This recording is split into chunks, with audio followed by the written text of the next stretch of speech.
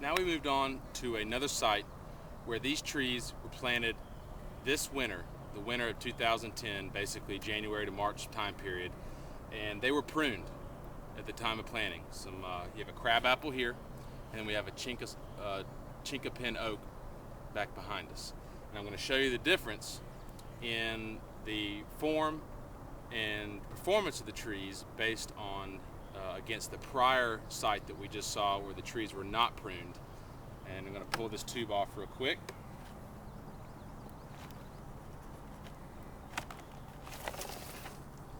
Now, as you can see, this tree was planted, and at the time it was planted, the planting stock was this tall, maybe 1.5 feet.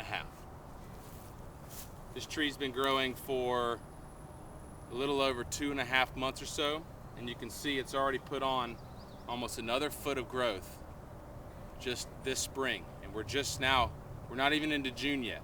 So you can see that it's already put a foot of growth on. Still a very nice form. The leaves and the limbs have really only grown out to about the diameter of the tube.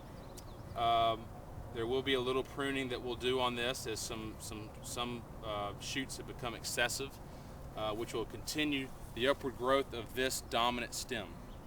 So you can see that this is quite a significant difference versus that big bushy group of a crabapple tree. This is a crabapple too, and you can see the big difference here. This has got some incredible growth in just 2 months, a foot of growth in a little over 2 months. So we're going to go next door and show you the chinkapin oak as well, to show you the difference in how that's responding versus another tree that would not be pruned at the time of planting.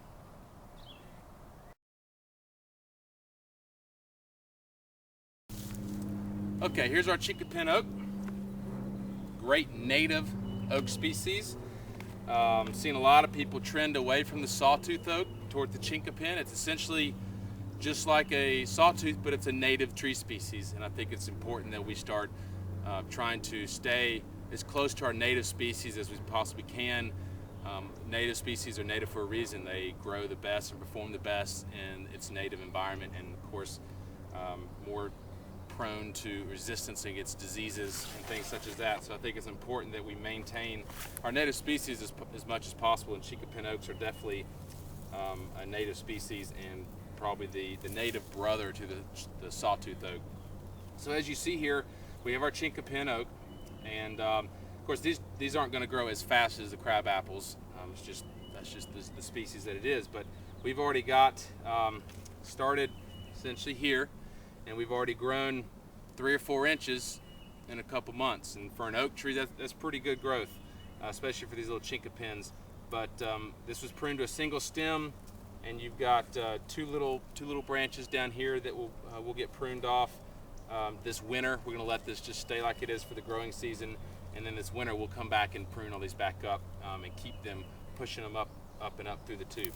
So you can see it's still got a great form, single stem. It doesn't have any branches that could compete against this main stem for growth.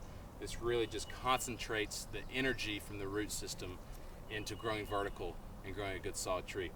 So great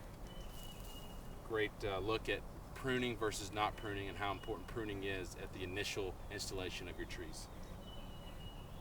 So we can just take this tube, slides right back over.